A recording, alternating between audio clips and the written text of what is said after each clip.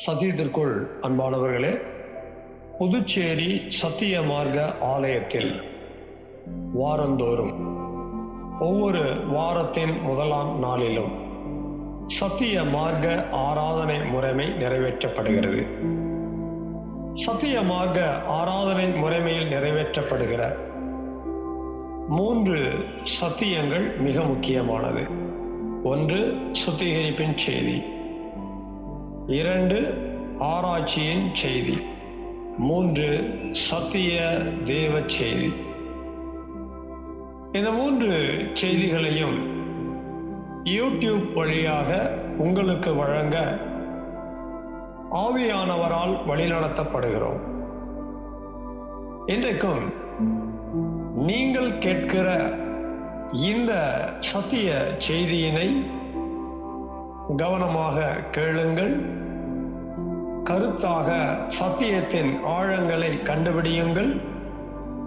கேட்கிற சத்தியத்தின் அடிப்படையிலே உணர்ந்து அதை உங்களுடைய தனிப்பட்ட குடும்ப பொது ஊழிய வாழ்க்கையிலே கைகொண்டு வாழ்வதற்கு சத்திய தேவனுக்குள் வார்த்தைக்குள் பிரயாசப்படுங்கள்.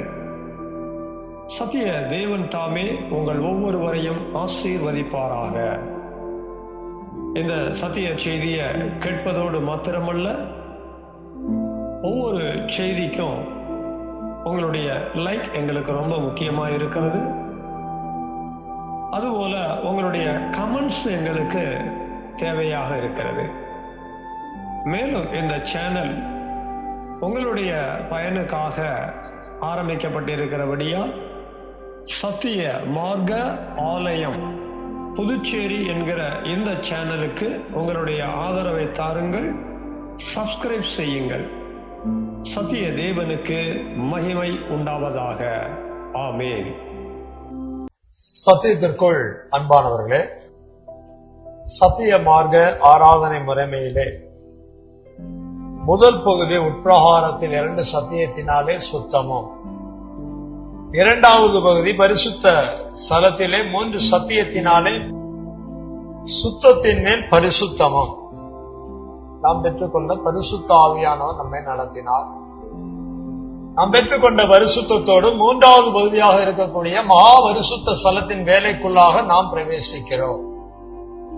இந்த 3வது பகுதிக்குள்ளாக பிரவேசித்த நாம் 2 சத்தியங்களை அனுசரிக்க இருக்கிறோம். 1, ஜீவ வார்த்தையை வெளிப்படுத்துகிற சத்திய தேவ செய்தி.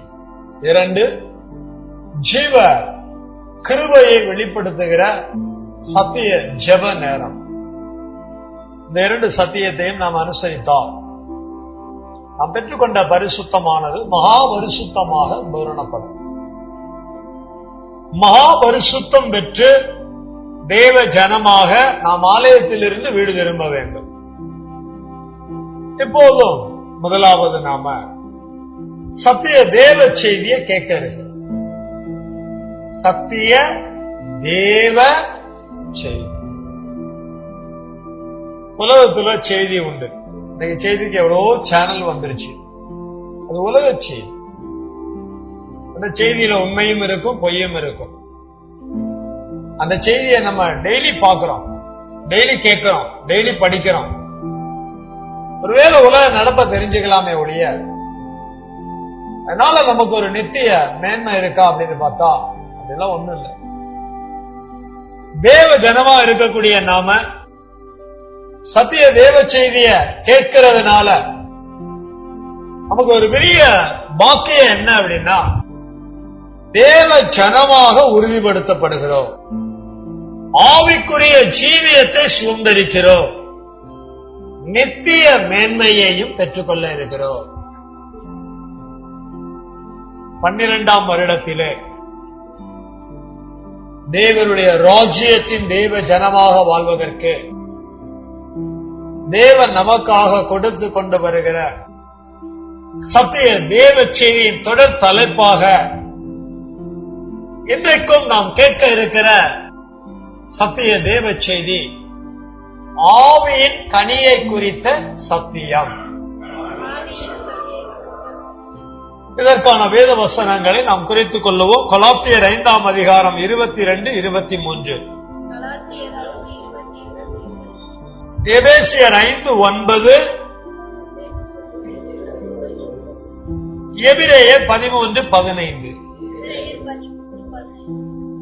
நாம் தலைப்பினை எழுதி அதற்கான வசனங்களையும் குறித்துக் கொண்டோமானால் 2 வசனமா தேவ மகிமைக்காக வாசிக்க இருக்கிறாங்க. எல்லாரும் ஒருமனப்பட்டு வாசிக்கப்படுகிற வேத வசனங்களை கேட்போமா?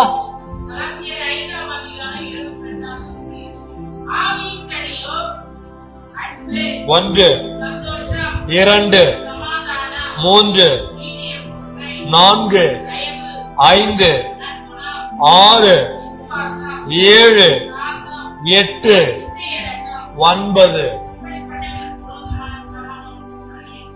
ஆவியின் கனி என்று வாசிக்கப்பட்டதான 2 வசனங்களுக்குள் 9 சத்தியத்தை நம்ம கேட்கிறோம். அன்பு இல்லாம தேவ ஜனம் இருக்க முடியாது. சந்தோஷம் இல்லாம நாம தேவ ஜனமாவே இருக்க முடியாது. சமாதானம், நீடிய பொறுமை, தயவு, நற்குணம், விசுவாசம், சாந்தம், இச்சை அடக்கம், இப்படி இந்த எதுவுமே இல்லாம நாம தேவ ஜனமா தேவனுடைய ராஜ்யத்தின் புத்திரரா வாழ முடியாது. உங்களை என்னையும் தேவ ஜனம் அடையாளப்படுத்துகிறதுக்கான லிஸ்ட் இதை எடுத்துக்கலாம். ஞானஸ்தானம் பெற்றாச்சுன்னா தேவ ஜனம் அப்படின்னு சொல்லி நம்ம என்ன பண்றோம், நினைக்கிறோம். சந்தேகமே இல்லை. ஆனால் அது ஆரம்பம். நாம் தேவ ஜனமாக இருக்கிறோம் என்பதற்கான அடையாளங்கள் வாசிக்கப்பட்ட வேத வசனத்தில் எழுதப்பட்டிருக்கிற ஒவ்வொரு வார்த்தைகளும் உறுதிப்படுத்துகிறது. எல்லாரும் சிந்திக்கணும். அடிக்கடி நம்மளை பற்றி நம்ம கண்டுபிடிக்கணும். அன்பு இருக்கா, சந்தோஷம் இருக்கா, சமாதானம் இருக்கா, வாசிக்கப்பட்டதான இந்த 9 சத்தியமும் என்கிட்ட இருக்கா? அன்புங்கிற ஒரு கனியிலே எல்லாமே அடங்கிருச்சு. ஒரு விசேஷித்த கனி. என்ன கனி? அன்பு. அருமையான கனி. தெய்வம் அதனாலதான் அந்த கனியை எங்க கொண்டு வந்து வச்சிருக்கிறாரு? முதல்ல வச்சிருக்கிறார். பாருங்க, காய்கறி கடையில என்ன பண்ணிடுவாங்க அப்படின்னா, சாக்குல இருந்து காயெல்லாம் கொட்டினாலும் கொஞ்சம் அப்படி இப்படி நம்மள மாதிரி இருக்கிறதெல்லாம் அடியில வச்சுட்டு பளிச்சுட்டு இருக்கிறத, கொஞ்சம் நல்லா பெருசா இருக்கிறத அதெல்லாம் எங்க வைப்பாங்க? மேலாப்ல வச்சிருப்பாங்க. தவறா எடுத்துக்கொள்ளாதீங்க. பல கடைகள்ல கூட அப்படி செய்வாங்க. நீங்களும் அப்படி செய்வீங்கன்னு எனக்கு தெரியல. அப்படி வைப்பாங்க. அப்படி மேலா இருக்கிறத பார்க்க எப்படி இருக்கும்? ஒரு முறை அப்படிதான் மீன் வாங்க போயிருந்தேன். எல்லாம் பெரிய பெரிய துண்டா இருக்கிற மாதிரி இருந்துச்சு. டக்குனு காசை கொடுத்து அள்ளி போடுமான்னு அள்ளி போட்டு பையில. வீட்டுல வந்து பார்த்தா பையில திறந்து பார்த்தா எல்லாம் பொடி பொடியா இருக்கு. அங்க பார்க்கும்போது பெருசு பெருசா இருந்துச்சு. இங்க வந்து பிரிச்சு பார்த்தா எப்படி இருக்கு? எங்க வீட்டை மாட்ட சொல்றேன், எல்லாம் பெருசு பெருசா வாங்கிட்டு வந்திருக்கேன். அப்படியே அவங்க பிரிச்சு பார்த்துட்டு இங்க வாங்க, பேச்சும் மாறுது, முகமும் மாறுது. இது பெருசா அப்படிங்கிறாரு. நான் பெருசா தான் வாங்கினேன். உன் கைக்கு வந்ததுக்கு அப்புறம் என்னவா மாறிடுச்சு? சின்னதான் மாறிடுச்சு. விளையாட்டு பண்ணாதீங்க. ஒரு மீன் வாங்க தெரியுதா உனக்கு அப்படின்னு கேட்கல. அந்த மாதிரி அவங்க பாக்குறாங்க. நம்ம யோசிச்சு பார்த்தது என்னடா காரணம், என்னதான் நடந்துச்சு? பார்க்க பெருசா தான் இருந்துச்சுன்னு பார்த்தா 2 துண்டு பெருசா இருந்திருக்கு. மீதியெல்லாம் எப்படி இருக்குது? என்ன மாதிரி சின்னதா இருக்கு. அள்ளி போட்டிருக்கு. சோ அந்த மேலாப்ல இருக்கும் போது அது எப்படி இருக்கும்? கொஞ்சம் விசேஷமா இருக்க மாதிரி இருக்கும். தெய்வம் இந்த வேலையை செய்யறாரு. ஆனா நன்மைக்காக செய்கிறார். எப்படி செய்யறாரு? நன்மைக்காக செய்கிறார். முதல்ல கொண்டு வந்து எதை வச்சிருக்கிறாரு? அன்பு ரொம்ப முக்கியம். அன்பு ரொம்ப முக்கியம். நம்முடைய வாழ்க்கையில ஏற்படுற அத்தனை சங்கடங்களுக்கும் காரணம் என்னதான்? அன்பு இல்லாததான். ஏத்தாப்புல வந்தா என்னைய பார்த்து என்ன வைக்கல, சோத்திரம் சொல்லல, என்னை பார்த்து சிரிக்கல, என்னைய பார்த்து தலையாட்டல, என்னைய பார்த்து கூப்பிடல, என்கிட்ட 2 வார்த்தை பேசல. என்னைய கூப்பிட்டு 2 வார்த்தை திட்டிட்டு போயிருக்க வேண்டியதானே? அதை கூட என்ன பண்ணல, தெரியல. ஆனா திட்டினா வேற மாதிரி இருக்கும். ஆனா சொல்லிக்கிறது அன்பு மட்டும் மனசுல இருந்துச்சு அப்படின்னா அன்பு மட்டும் நம்ம கிட்ட இருந்துச்சு அப்படின்னா நம்ம கிட்ட எப்படியே நடந்துட்டு போறாங்க. ஒருத்தர் நம்ம கிட்ட எந்த சூழ்நிலையில எப்படியோ நடந்துட்டு போறாங்க. ஆனாக அந்த குப்பை மாதிரி தூக்கி வெளியே போட்டுருங்க. அதான் பாஸ்டர் அவங்கள தூக்கி வெளியே போட்டேன். அவங்கள தூக்கி போடாதீங்க, அவங்க செய்யறத தூக்கி போடுங்க. விளங்குதா விளங்கலையா? இவங்க எது முக்கியம் தேவை நமக்கு? இந்த 3 எழுத்து தேவை. இதை வேதம் சொல்கிறது ஆவியின் கனி.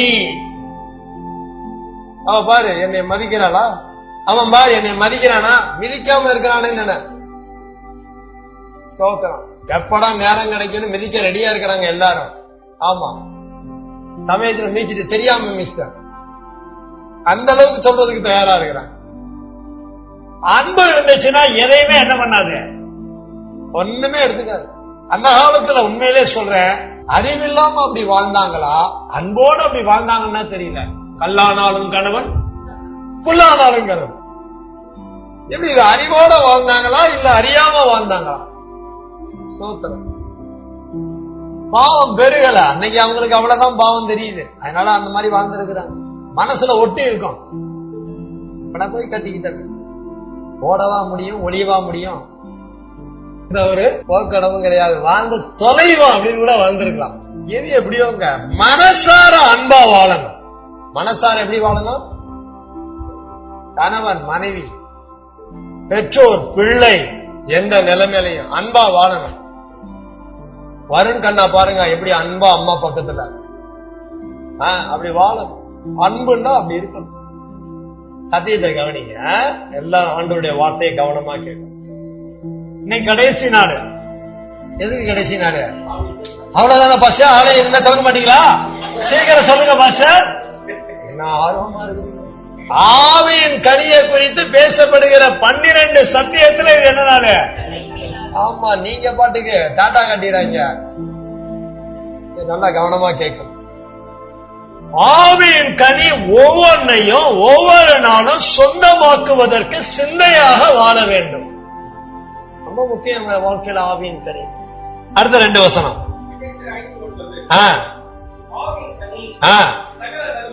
இது ஏற்கனவே வந்துருச்சு. எத்தனாவது கனியா? 6வது கனியா வந்துருச்சு. 9க்கு அப்புறம் 10 நீதியிலும் 11 உண்மையிலும் விளங்கும்.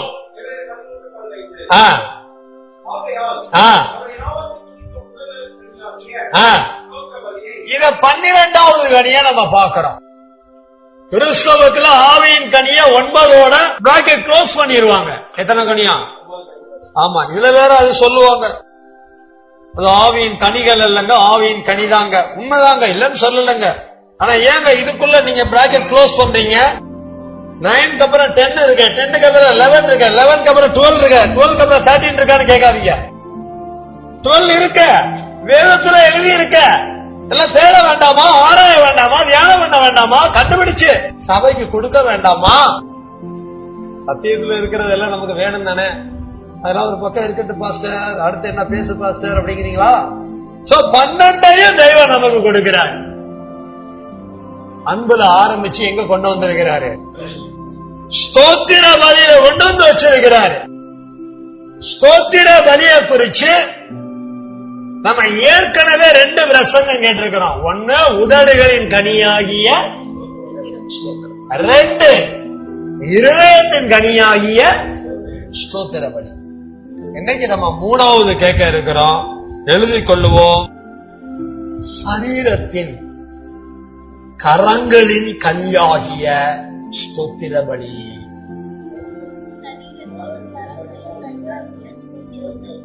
வசனங்களை குறிங்க. லேவியராகவும் 7:13, 2 நாளாகமும் 29:31, 29:31. அடுத்த வசனம் 2 நாளாகமும் 30:22,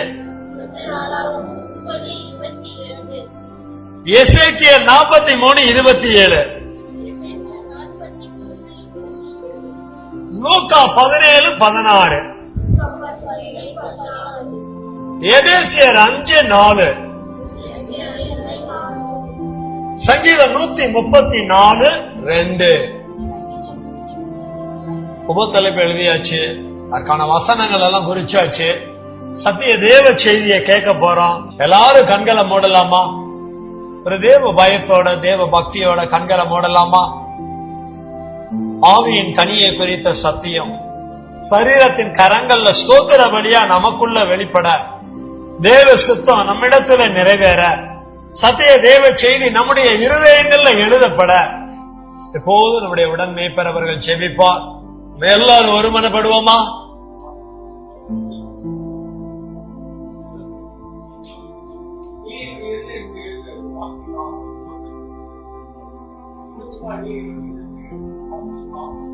நன்றி செலுத்துகிறோம். ஆமென்.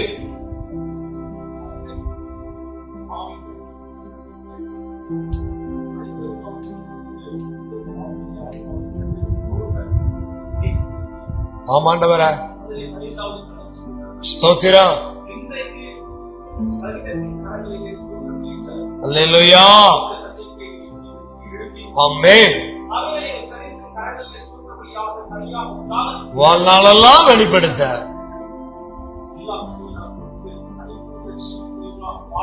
ஸ்தோத்திரம். ஆமென். ஸ்தோத்திரம். செபிக்கிறோம். நன்றி. ஆமென். ஸ்தோத்திரம்.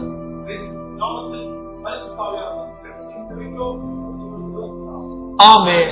ஆமென்.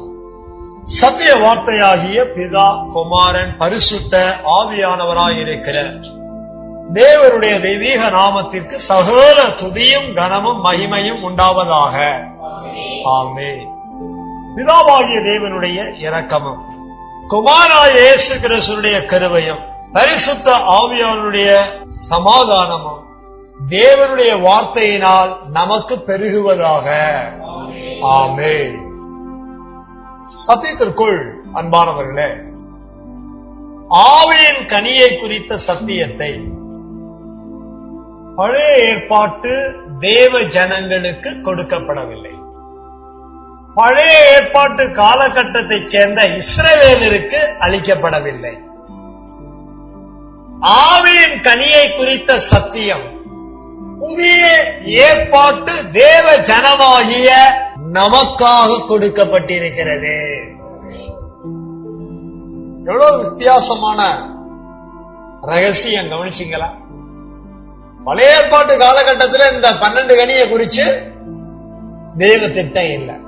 ஆனா புதிய ஏற்பாட்டு காலகட்டத்தில் உங்களை என்னையும் குறிச்ச இந்த தேவ திட்டம் எழுதி இருக்கிறது.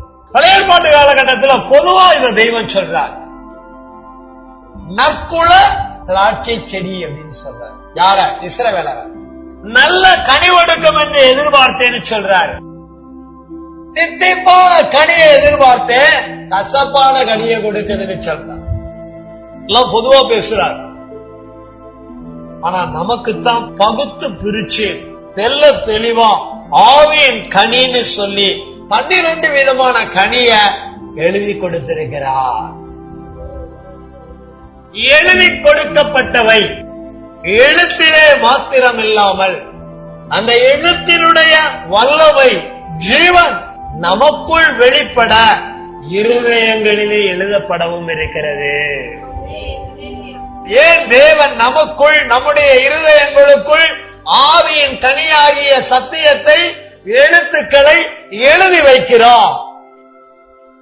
நாம் இந்த கனிகளை நம்முடைய வாழ்க்கையிலே தேவனுக்காக, தேவனுடைய ராஜ்யத்திலே கொடுக்கக்கூடிய தேவ ஜனமாக வாழ்ந்திருக்க வேண்டும். எவ்வளவு அன்பு பாருங்க தேவன் நம்ம மேல வச்சிருக்க, எவ்வளவு பெரிய கிருபை பாருங்க, எவ்வளவு பெரிய ஆச்சரியம் பாருங்களேன். அந்த காலகட்டங்கள்ல பாத்தீங்கன்னா லைட்டே இல்லாம குடியிருந்தாங்க. இன்னைக்கு பாத்தீங்கன்னா விதவிதமா என்ன வந்துருச்சு, லைட் வந்துருச்சு. கிராமப்புறங்கள் எல்லாம் கூட என்ன வந்துருச்சு, கரண்ட் வசதி வந்துருச்சு, சோலாரு என்னென்னமோ வந்துருச்சு. இன்னைக்கு வசதி பெருகின காலம். பழைய ஏற்பாட்டு காலத்தை விட புதிய ஏற்பாட்டு காலம் என்ன காலம்னு சொல்லலாம்? ஆவிக்குரிய சத்தியத்திலே வசதி பெருகின காலம்னு சொல்லலாம். நமக்கு தாங்க எல்லா வசதிகளையும் தெய்வம் ஏற்படுத்தி கொடுத்திருந்தோம், ஒண்ணுமே இல்லை அப்படின்னு சொல்லணும். ஆனா ஒண்ணுமே இல்லைன்னு யார் சொல்லணும்? அவர் தான் சொல்லணும். நமக்கு இவ்வளவு கொடுத்திருக்கிறாரு, நம்ம ஒன்னையுமே வெளிப்படுத்த மாட்டேங்கிறோம். ஒரு விதத்துல இஸ்ரவேலர் சொல்லணும்.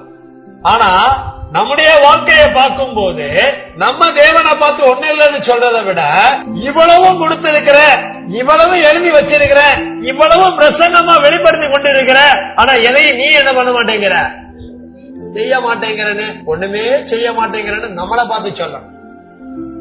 சோ நம்ம தேவனை பார்த்து ஒண்ணுமே இல்லைன்னு சொல்றதை விட, நம்மை பார்த்து ஒன்றையுமே செய்வதில்லை என்று தேவனும் சொல்லுகிறதை விட, நாம் கேட்கிற சத்தியம் நம்முடைய இருதயங்களில் எழுதப்பட்டு நம்முடைய வாழ்க்கையிலே நிறைவேற்றப்பட வேண்டிய சத்தியமாக இருக்க வேண்டும்.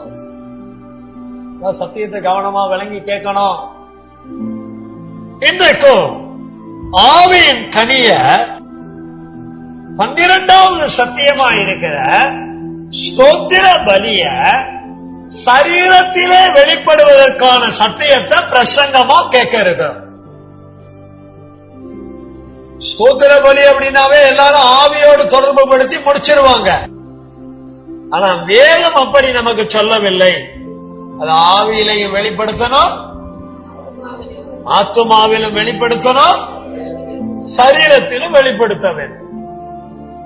சங்கீதக்காரன் சொல்றான், ஒரு நாளைக்கு ஒரே நாளில், அழகா சொல்றோம், ஒரே நாளில் உமது நியாய தீர்ப்புகளின் நிமித்தம் 7 தரம் துதிக்கிறேன். என்ன உணர்வு இருந்தா அவனால அப்படி சொல்ல முடியும். நமக்கு என்ன உணர்வு இருக்கிறது? எனக்காக இயேசு நியாயம் தீர்க்கப்பட்டார், நமக்காக இயேசு நியாயம் தீர்க்கப்பட்டார், நமக்காக நியாயம் தீர்க்கப்பட்ட இயேசுவின் நிமித்தம் ஒரே நாளில் நானும் என்னுடைய ஆவியிலே, என்னுடைய ஆத்துமாவிலே, கூடுதலாக என்னுடைய சரீரத்திலே என் தேவனுக்கு ஸ்தோத்திர பலிகளை செலுத்துவேன்.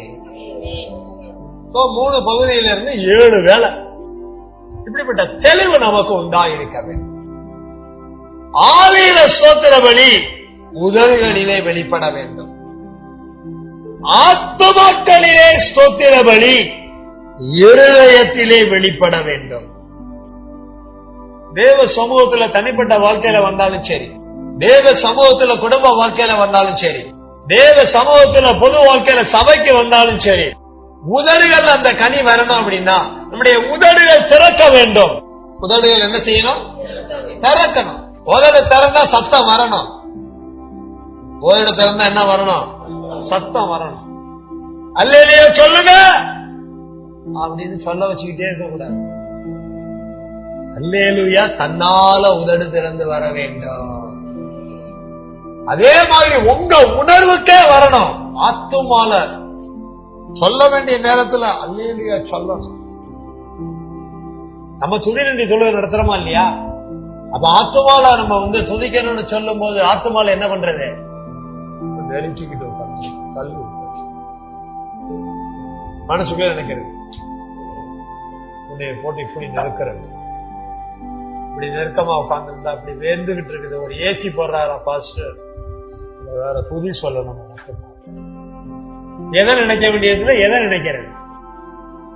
என்ன கஷ்டம் இருந்தாலும் சரி, ஆத்துமால துதின்னு சொல்லும் போது, ஸ்தோத்திரின்னு சொல்லும் போது ஆத்துமா என்ன பண்ணணும்? எதையும் நினைக்க கூடாது. இன்னைக்கு என்னென்ன நாமங்களை சொல்லி நம்ம ஆத்துமால துதிச்சோம்? கிருபையுள்ள தேவன், அப்புறம் மகத்துவம் உள்ள தேவனாகிய கர்த்தர், அப்புறம் தீர்க்கதரிசியின் நாசியிலே பேசினவர். சொன்னா என்ன? தீர்க்கதரிசியின் வாயினாலே பேசினவர். எல்லாம் ஆத்துமான குறிச்சமா இல்லையா? நினப்பு இருக்கணும், ஞாபகம் இருக்கணும், இருதயத்துல நிரம்பணும். இருதயம் ஆத்துமா தேவனை ஸ்தோத்திரிக்க வேண்டும். கனி நமக்குள்ள வெளிப்படணும். பெரிய ஆவி ஆத்துமால ஸ்தோத்திர பலி வந்தாச்சு, அடுத்து சரீரத்துல ஸ்தோத்திர பலி வரணும். எப்படி பாஸ்டர் அதெல்லாம் இருக்குதா பாஸ்டர்? பாருங்க, இப்ப வேதத்துல பார்க்க போறோம் பாருங்களேன். இதற்காக நாம குறித்து கொண்ட வேத வசனங்கள்ல முதல் வசனமா இருக்கக்கூடிய லேவியராமம் 7:13 வாசிக்க கேட்போம்.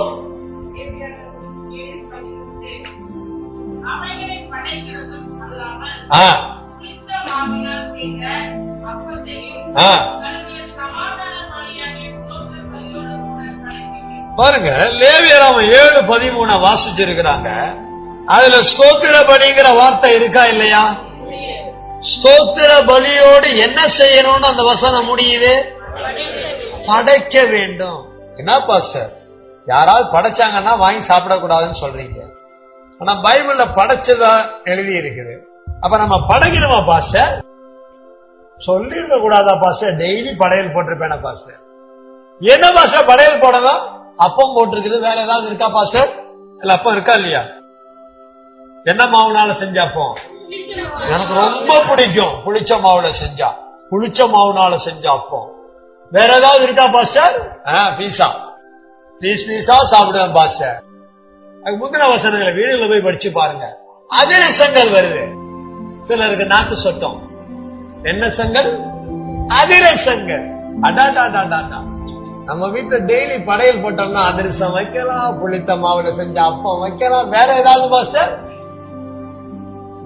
என்ன அட அட அட, என்ன அருமையா எடுக்கிறாரு பாருங்க. அட வைக்கணும். இஸ்ரவேலர் பாருங்க எப்படி எல்லாம் படைச்சிருக்கிறாங்க. ஸ்தோத்திர பலி என்பது படைக்கக்கூடிய ஒன்றாக இருக்கிறது. அப்படின்னா கிரியை செய்யக்கூடியதாக இருக்கிறது. நம்ம இந்த மெசேஜ் ஆரம்பிக்கும் போதே சொன்னோம், ஸ்தோத்திர பலின்னு ஒண்ணு இருக்குங்க, அது சரீரத்தோடு தொடர்புடையதுங்க, அது கிரியைகளோடு தொடர்புடையதுங்க. இப்ப நம்ம ஆரம்பத்துல பார்க்க முடியாது, 3வது சத்தியம் வரும்போது பார்க்க இருக்கிறோம்னு சொன்னோமா இல்லையா? இன்னைக்கு அதான் நம்ம வந்திருக்கிறோம்.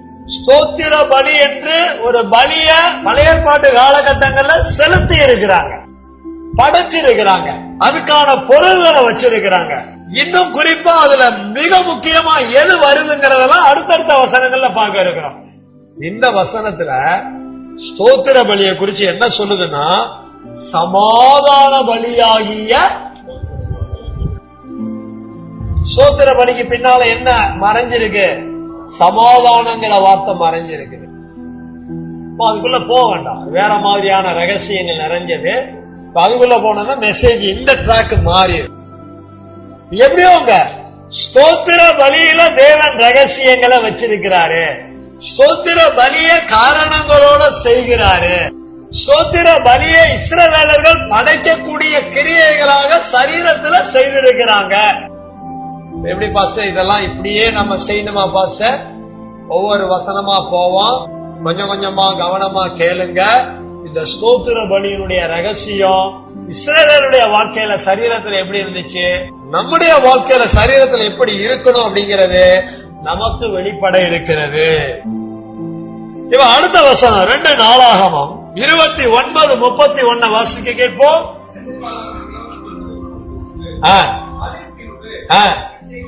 எசேக்கியா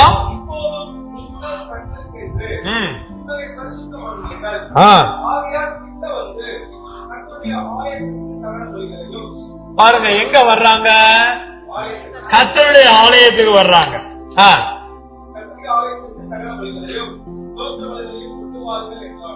என்ன பலிகளை கொண்டு வந்திருக்கிறாங்க? தகன பலிகளையும் கொண்டு வந்திருக்கிறாங்க. ஸ்தோத்திர பலியா பலிகளா?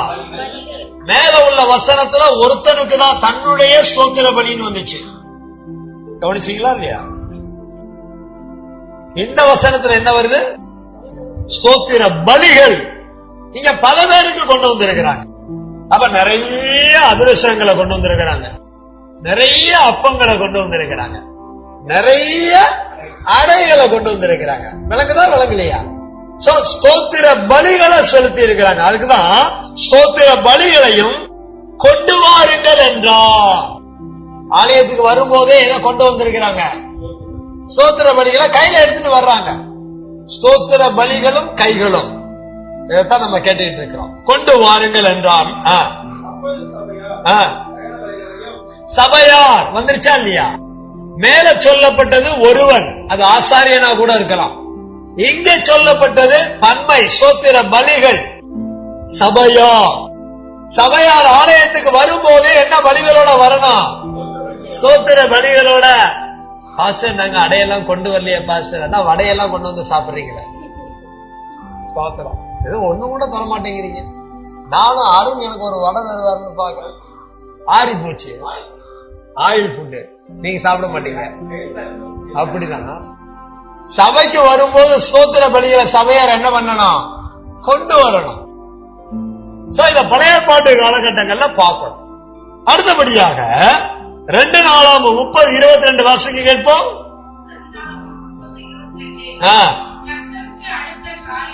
யாருக்கு அடுத்த காரியத்தில்? ஆலயம் சம்பந்தப்பட்ட ஒவ்வொரு காரியமும் பாஸ்டருக்கு அடுத்த காரியம் கிடையாது. யாருக்கு அடுத்த காரியம்? கர்த்தருக்கு அடுத்த காரியங்கள். ஆலயத்துக்கு வாங்க அப்படின்னு சொன்னா என்ன சொல்றாங்க? எல்லாம் வருவோம். எப்ப? 3024க்கு. நான் இருக்க மாட்டேன். நீ இருந்தா என்ன, இல்லன்னா என்ன? ஸ்தோத்திரம். கர்த்தருக்கு அடுத்த காரியத்துல வருவோம் வருவோம் வருவோம்னு என்ன பண்ணக்கூடாது? பரிசுத்த பொய் சொல்லக்கூடாது. கர்த்தருக்கு அடுத்த காரியத்துல நீ உண்மையாயிரு. அடுத்து வாசிங்க பாருங்க. நான் சொல்றதை விட அருமையா சுசு சொல்றாங்க. கர்த்தருக்கு அடுத்த காரியத்துல என்ன இருக்கணுமா? நல்ல உணர்வு. வேதாராய்ச்சிக்கு வாங்க அப்படின்னா நல்ல உணர்வு இருக்கும். சபைக்கு வாங்க அப்படின்னா நல்ல உணர்வு இருக்கணும். கெட்ட உணர்வெல்லாம் நீங்கணும். வாசிங்க.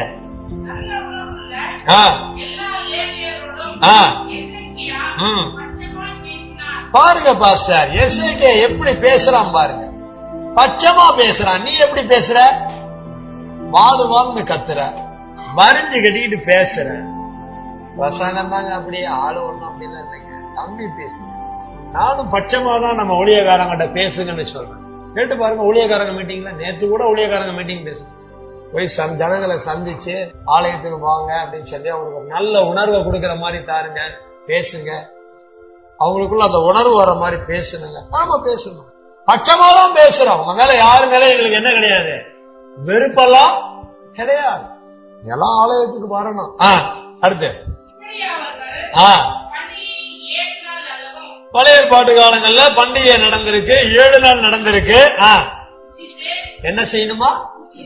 புசித்து ஆலயத்துக்கு 7 நாள் ஸ்தோத்திர பலிகளை கொண்டு வர்றாங்க. கொண்டு வர்ற 7 நாள் ஸ்தோத்திர பலிகளை என்ன பண்ணி இருக்கிறாங்க? செலுத்தி இருக்கிறாங்க. தொடர்ந்து வாசிங்க. ஸ்தோத்திர பலிகள் வரும்போதே பின்னாடியே என்ன வார்த்தை வருது? துதி வருது. கொண்டு வந்து துதிக்கிறாங்க. சரீரத்தோடு தொடர்பு படுத்தி துதி வருகிறது. ஸ்தோத்திர பலி என்பது கரங்களோடு தொடர்புடையது. ஸ்தோத்திர பலி என்பது சரீரத்தோடு தொடர்புடையது. ஸ்தோத்திர பலி என்பது சரீரத்திலே செலுத்த வேண்டிய துதியோடும் தொடர்புடையது. விளங்கணும். அதனாலதான் நம்ம ஆலயத்துல சரீரத்துல துதிக்கிறதுக்குன்னே ஒரு செக்ஷன் வச்சிருக்கிறோம். அந்த நேரம் வரும்போது அதை நம்ம நிறைவேற்றுறோம். உலகத்துல எந்த சபையிலுமே கிடையாது. வித்தியாசம் காட்டணுமேனு செய்யல. வேதத்துல எழுதி இருக்கிறதுன்னு என்ன பண்ணிட்டு இருக்கிறோம்? செய்து கொண்டு வருகிறோம். இப்ப அடுத்த வசனம்.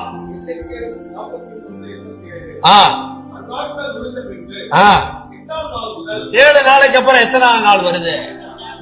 8ஆம் நாள் முதல்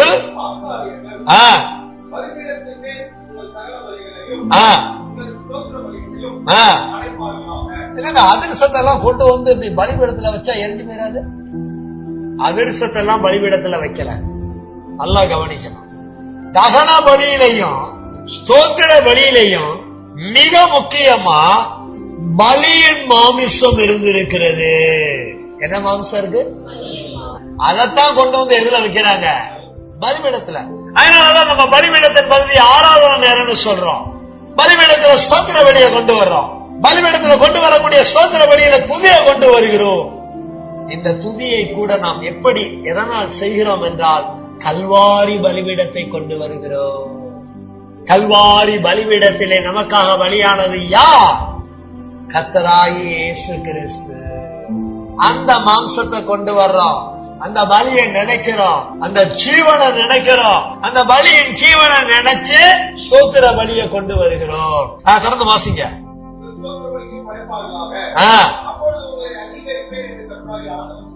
பாருங்களேன், ஆலயத்துல வந்து ஸ்தோத்திர பலிய படைச்ச பிறகுதான் அந்த ஜனங்களை தெய்வம் என்ன பண்றாரு? அங்கீகரிக்கிறா. நீ 6 மாசம் 1 வருஷம் ஆண்டவருடைய சமூகத்துக்கு வராம நீ ஸ்தோத்திர பலிய உனக்காக இயேசு மரித்தாரே, அடக்கமரண்டா, உயிர்த்தெழுந்தாரே, அதை மையமா வச்சு கொடுக்காம, சரீரத்துல செலுத்தாம, துணிய நீ சரீரத்துல நிறைவேற்றாம இருந்தன்னா உன்னை தேவன் எப்படி அங்கீகரிப்பா? ஏன் ஆலயத்துக்கு வாங்க வாங்க? தேவன் நம்மை அங்கீகரிக்க வேண்டும். ஏன் டெய்லி லைஃப்ல ஆண்டவரை தொழுது கொள்ளுங்க, ஆண்டவரை துணிங்க, ஆண்டவருக்கு நன்றி சொல்லுங்க சொல்லிக்கிட்டே இருக்கிறோம். தினம் தெய்வம் என்னை அங்கீகரிக்க வேண்டும். என்னுடைய தனிப்பட்ட வாழ்க்கை, என்னுடைய குடும்ப வாழ்க்கை, என்னுடைய பொது வாழ்க்கையில நிறைவேறிக்கொண்டே இருக்க வேண்டும். இதெல்லாம் நிறைவேறணுங்கிற சத்திய அறிவு உண்டாகணும் நமக்கு. தெய்வம் என்னை அங்கீகரிக்க நான் ஸ்தோத்திர பலிய என்னுடைய சரீரத்திலே நிறைவேற்ற வேண்டும். என் சரீரத்துல ஸ்தோத்திர பலியை செய்யல அப்படின்னா தெய்வம் என்னை எப்படி அங்கீகரிப்பார்? அப்ப நான் எப்பெல்லாம் ஸ்தோத்திர பலியை சரீரத்துல செய்யலையோ, ஆவில இருந்து ஆத்மால முன்னா சரீரத்துல இப்படி 3 டெய்லி செய்யல அப்படின்னா தெய்வம் என்ன பண்ண மாட்டாரு? அங்கீகரிக்க மாட்டாரு. சபையா கூட்டி கட்டி வருகிறாரு, கூட்டி கட்டப்பட்டு வருகிறீர்கள் எழுதியிருக்கா இல்லையா வேதவசனத்துல? அப்ப கூடி வரும்போது சபையா சேர்ந்த ஆவி ஆத்மா சரீரத்துல ஸ்தோத்திர பலியை துதி மகிமையை செலுத்தணுமா இல்லையா? அப்படி செலுத்தல அப்படின்னா உங்களை என்னை தெய்வம் என்ன பண்ண மாட்டாரு? ஏன் வீட்டுல ஒரு ரட்சிக்கப்பட வச்சு சபைக்கு கொண்டு வாங்குகிறோம்? வீட்டார் அனைவரையும் தெய்வம் அங்கீகரிக்க வேண்டும். எல்லாம் உங்களுக்கு விளங்காது, எல்லாம் உங்களுக்கு புரியாது. ஆனா விளங்க வைக்கவும் புரிய வைக்கவும் முதல்ல யாரு விளங்கி இருக்கணும்? நான் விளங்கி இருக்கணும், நம்ம விளங்கி இருக்கணும். நாமும் விளங்கி நம்ம குடும்பத்துல விளங்காத அவர்களுக்கு விளக்கி கொடுக்கக்கூடிய அளவிற்கு விளங்குற பாத்திரமா வாழ வேண்டும். அடுத்த வசனம் லூக்கா 17:16.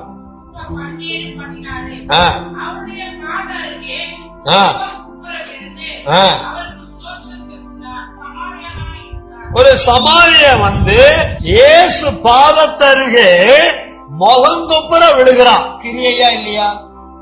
கால்ல நடந்து வரானா? பாதத்தருகே முகங்குப்புற விழுந்து, முகங்குப்புற, முகம் சரீரமா இல்லையா? முகங்குப்புற விழுகிறது கிரியையா இல்லையா? விழுந்து அவருக்கு என்ன செலுத்தினானா? இன்னைக்கு கூட நீங்க எல்லாம் கவனிச்சீங்களா இல்லையா எனக்கு தெரியாது. சத்திய மார்க்க ஆராதனையில தொழுகையில கடைசிய 7 வார்த்தைகளை சொல்றதுல 7வது வார்த்தை என்ன வார்த்தையில முடிக்க ஆவியானவர் நடத்தினாரு? ஸ்தோத்திரம். அறிந்தோ அறியாமலேயோ இன்னைக்கு எனக்கு ஞாபகம் இருக்கு. சில நேரங்கள்ல வல்லமையில முடிப்போம், சில நேரங்கள்ல ஞானத்துல முடிப்போம். ஆனா இன்னைக்கு எதுல முடிக்க கர்த்தர் உதவி செஞ்சாரு? முகம் குப்புற தெய்வத்தின் பாதத்திலே விழுந்து ஸ்தோத்திரம் செலுத்த தெய்வம் வழி நடத்தினார். சரீரத்திலே ஸ்தோத்திரம் செலுத்த. சமாரியார் ஒருத்தன் வந்து அப்படி செஞ்சிருக்கிறான். ஸ்தோத்திரம் சொன்னான்னு இருக்குதா? ஸ்தோத்திரம் செலுத்தினான்னு இருக்குதா? செலுத்துதல் சரீரம், செய்யுதல் சரீரம், கொண்டு வருதல் சரீரம். ஒவ்வொரு வசனத்திலுமே வார்த்தைகளை கவனிக்க. ஸ்தோத்திர பலிக்கும் சரீரத்துக்கும் இருக்கிற தொடர்பு விளங்க வேண்டும். இயேசு மரிக்கிறதுக்கு முன்னால ஒரு சமாரியம் செஞ்சிருக்கிறான். இயேசு மரித்ததற்கு பிறகு இன்னும் நாம எப்படி வாழ்ந்து கொண்டிருக்கிறோம்? இயேசுவின் பாதத்தருகே, ஆவியானவரின் பாதத்தருகே, பிதாவின் பாதத்தருகே விழுந்து, முகங்குப்புற விழுந்து ஸ்தோத்திரம் செலுத்துகிற, சரீரத்திலே ஸ்தோத்திர பலியை செலுத்துகிற பாத்திரமாக நாம் இருக்கிறோமா என்பதை கண்டுபிடிக்க வேண்டும். அப்படி இல்லைன்னா செய்யணும். அடுத்த வசனம், இந்த வசனத்தை நம்ம எல்லாரும் வாசிக்கலாமா? ரொம்ப அருமையான வசனம். ஆக்சுவலா இது கடைசியா வரணும், இருந்தாலும் ஒரு ஸ்டெப்புக்காக முன்னால போட வேண்டிய அவசியம் இருந்ததுனால போட்டிருக்கிறோம். எபேசியர் 5:4 நம்ம எல்லாரும் எடுத்துக்கிட்டு எல்லாரும் வாசிப்போமே. ஸ்தோத்திர பலிய சரீரத்துல செய்வதற்கு ரொம்ப முக்கியமான ஒரு வசனம். எல்லாரும் எடுத்தாச்சுன்னா கொடா கோடி அல்லேலூயா சொல்லுங்க. கொடா கோடி ஓசியானா சொல்லுங்க. கொடா கோடி ஸ்தோத்திரம் சொல்லுங்க. எபேசியர் 5:4. அப்படியே வம்பு புத்தீனமான பேச்சும் பரியாசமும் தகாதவைகள் ஸ்தோத்திரம் செய்தலே தகோ. ஆமென். ஸ்தோத்திரம் செய்தலே தகோ. இது ஆத்துமாலையும் சொல்லலாம், ஆவிலையும் சொல்லலாம், சரீரத்திலையும் சொல்லலாம். மூணுலையுமே ஸ்தோத்திரம் செய்யறது தகும். குறிப்பா சரீரத்துல நாம ஏன் ஸ்தோத்திர பலி செய்யணும் அப்படின்னா அது தகுதி வாய்ந்த பலியாக இருக்கிறது. இந்த தகுதி வாய்ந்த பலி என்னிடத்திலே, நம்முடைய சரீரத்திலே ஒவ்வொரு நாளும் சபை கூடி வரும்போதெல்லாம் நிறைவேற வேண்டியதாக இருக்கிறது. ஸ்தோத்திரம். பாஸ்டர், கடனை வாங்கினா செலுத்துறோம் பாஸ்டர், பொருளை வாங்கினா காசை செலுத்துறோம் பாஸ்டர், இதெல்லாம் செஞ்சா மட்டும் போதுமா பாஸ்டர்? கடையில பொருளை வாங்கிட்டு காசை செலுத்தினா கடைக்காரன் அவங்களை அங்கீகரிப்பான். ஆனால் ரட்சிப்பை பெற்றுக்கொண்ட நீங்களும் நானும், தேவனுடைய ராஜ்யத்திற்குள்ளே வந்த நீங்களும் நானும் ஸ்தோத்திர பலியை தகுதியாக செலுத்தினால் தெய்வம் நம்மை அங்கீகரிப்பார். தெய்வத்தை பார்த்து வாழுங்க. தேவனுடைய ராஜ்யத்துல இருக்கணும்னு எண்ணி வாழுங்க. தேவனுடைய ராஜ்யத்துல ஸ்தோத்திர பலியை கொண்டு வாருங்க. தேவனுடைய ராஜ்யத்துல ஸ்தோத்திர பலிய கரங்களிலே, கால்களிலே, சரீரத்திலே நிறைவேற்ற தகுதி உள்ளவர்களாக வாழ்க்கையை நடத்துங்க. இது தேவ சுத்தம். எபேசியர் 5ஆம் அதிகாரத்துல இந்த தேவ சுத்தம் எழுதி இருக்கு. இந்த தேவ சுத்தம் நம்முடைய வாழ்க்கையில ஒவ்வொரு நாளும் நிறைவேற வேண்டும். கடைசி வசனத்துக்கு வந்துட்டோம். முடிவா சங்கீதம் 134:2. கடைசி வசனம் எல்லாரும் சொல்லுங்க பாப்போம். வாசிப்போம்.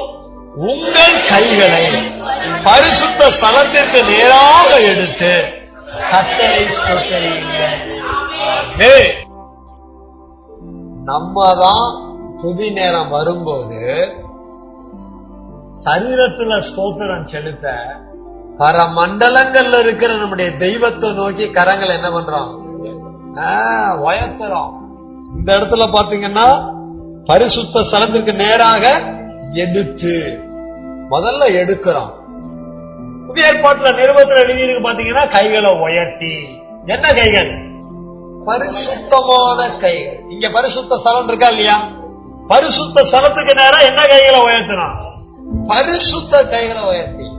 எதுக்காக உயர்த்தணும் அப்படின்னு பாத்தீங்கன்னா கர்த்தராகிய பிதாவை, கர்த்தராகிய இயேசுவை, கர்த்தராகிய ஆவியானவரை ஸ்தோத்திரம் செய்வதற்கே.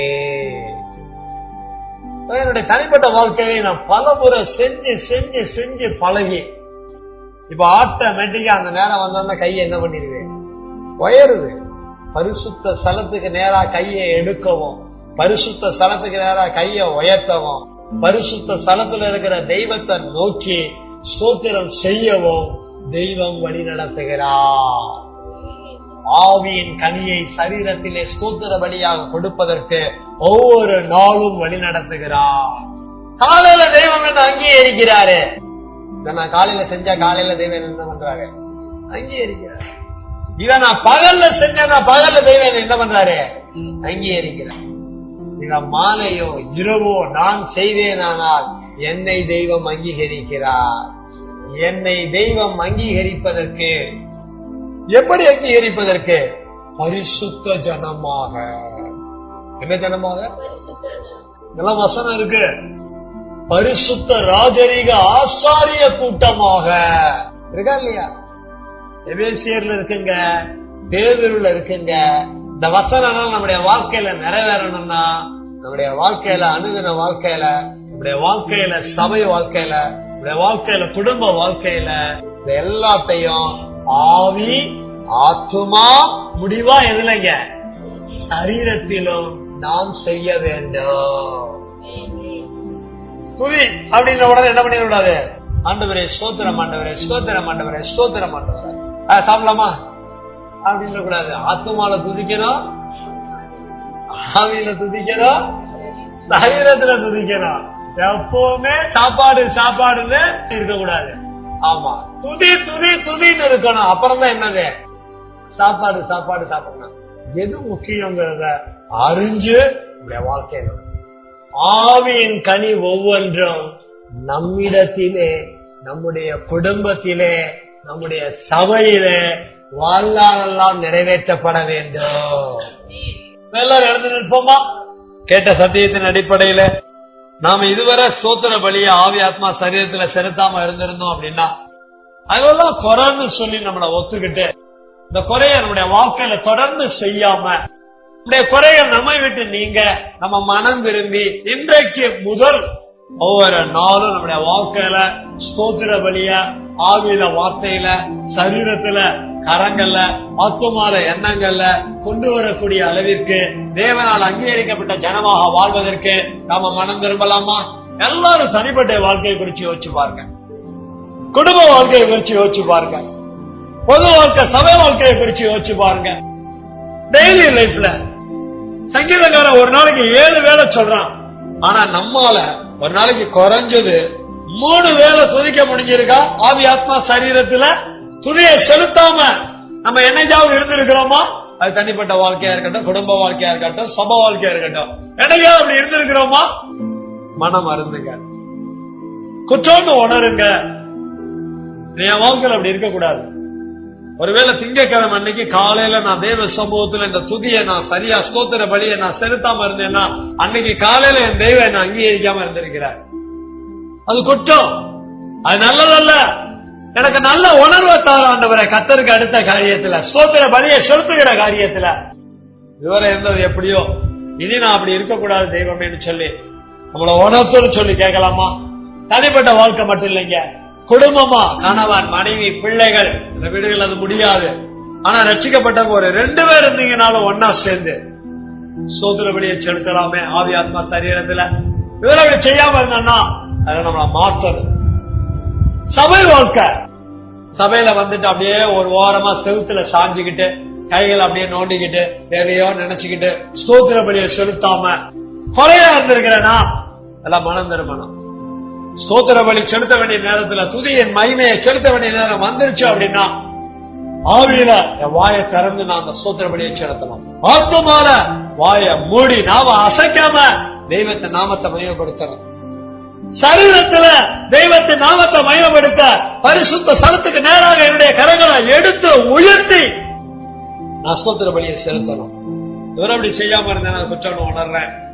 இனிநாத ஒவ்வொரு நாளும் என் வாழ்க்கையில தனிப்பட்ட குடும்ப பொது வாழ்க்கையில செய்ய ஒப்பு கொடுக்கிறேன்னு சொல்லி மனம் திரும்பி ஒப்பு கொடுக்கலாமா? ஒப்பு கொடுக்கிற ஒவ்வொருவருக்காகவும் 12 ஆவியின் கனியும் ஆவி ஆத்மா சரீரத்துல குறிப்பா இன்றைக்கான சத்தியமும் நிறைவேற நம்முடைய மேய்ப்பர் அவர்கள் செழிப்பா.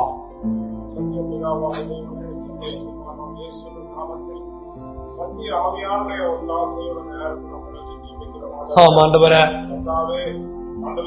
கனி கொடுக்கிற தேவன் ஆண்டவரே, ஆமென். நாங்களும் கனி கொடுக்க வேண்டும் என்ற ஸ்தோத்திரம் சித்தத்தை ஆண்டவரே ஆவியின் கனியாகிய ஆவியின் கனியை குறித்த சத்தியத்திலே ஸ்தோத்திரம் சரீரத்தின் கரங்களின் ஆண்டவரே கனி ஸ்தோத்திர பலி என்ற கனியை அல்லேலூயா சரீரத்திலே வெளிப்படுத்த வேண்டும் என்ற வெளியேறப்பட்ட சத்தியத்திற்கு ஸ்தோத்திரம் ஆண்டவரே. நாமங்களுக்கு கொடாகோடி மகிமை செலுத்துகிறோம், கொடாகோடி நன்றி செலுத்துகிறோம், உண்மையே தொழுது சேவிக்கிறோம். ஆவி ஆத்மா சரீரமானது ஆண்டவரே கனியேற்று காணப்படக்கூடாது. ஆமாண்டவரே ஒவ்வொரு ஆவி ஆத்மா சரீரத்திலும் 12 விதமான கனிகளை வெளிப்பட பொழுதுங்கத்தாவே நாங்கள் உங்களை மகிமைப்படுத்த ஆமென் கிருபை அளிக்க முடியாது. கனியேற்று ஆண்டவரே ஸ்தோத்திரம் ஆண்டவரே வெட்டி கனியற்ற நிலைமையிலிருந்து நாங்கள் வெட்டி போடுகிற நிலைமைக்கு செல்லாதபடிக்காகவே உடைய நாமத்தை மகிமைப்படுத்துவதற்கான 12 விதமான நம்முடைய ஆவி ஆத்மா சரீரத்தை கொடுத்து மகிமைப்படுத்த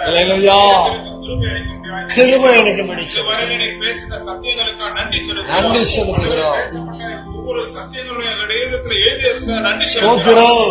சத்தியத்தை பிசாசானவன் எடுத்து போடாத பரிசுத்த ஆவியானவரை காத்து வழி நடத்துகிறோம். ஆண்டவரே இந்த நாளிலும் கூட எங்களுடைய ஒவ்வொருடைய சரீரத்தை சரீரத்தில் ஆண்டவரே ஸ்தோத்திர பலி என்ற கனி காண ஆமென். ஆண்டவரே கிருபை அளிக்க முடியாது ஜெபிக்கிறோம். ஆண்டவரே தனிப்பட்ட விதத்தில் ஆண்டவரே எங்களுடைய கரங்கள்ல கர்த்தாவே உம்மை நோக்கி ஆண்டவரே ஸ்தோத்திர பலி எடுக்க ஆமென். எடுக்க முடியாது ஸ்தோத்திரம். சபை கூடி வரும் பொழுதெல்லாம் கர்த்தாவே சபையாராக சேர்ந்து கர்த்தாவே எங்களுடைய சரீரத்தில் ஆண்டவரே ஸ்தோத்திர பலி வெளிப்படுத்த அல்லேலூயா. கிருபை அளிக்க முடியாது கர்த்தாவே ஸ்தோத்திரம் செய்தனை தகும் என்று சொல்ல ஆமென். கர்த்தாவே என்னுடைய வாழ்க்கையில கர்த்தாவே என்னுடைய சரீரத்தில் ஸ்தோத்திரங்களை செய்து கர்த்தாவே நல்ல நலன்களை பெற்றுக்கொள்ள ஆமென். ஆசீர்வதிக்கப்பட்ட ஜனமாக அல்லேலூயா. கிருபை அளிக்க முடியாது ஜெபிக்கிறோம். சந்தி மதியான வேலையிலும் கர்த்தாவே எங்களுடைய சரீரத்தினுடைய கரங்களை பரிசுத்த ஆமென். ஆமென். ஆமென். ஸ்தோத்திரங்களை ஏறெடுத்து அல்லேலூயா. எப்பொழுதும் மகிமைப்படுத்த ஸ்தோத்திரம். கிருபை அளிக்க முடியாது ஜெபிக்கிறோம். எப்பொழுதும் மகிமைப்படுத்துகிற ஜனமாக நாங்கள் வாழ ஆமென். உதவி செய்ய முடியாது ஜெபிக்கிறோம். இயேசுவின் நாமத்தில் ஆவியானுடைய ஒத்தாசையோடு ஜெபிக்கிறோம். ஜீவனும் பரிசுத்தமும் நல்ல பிதாவே. ஆமென். ஆமென்.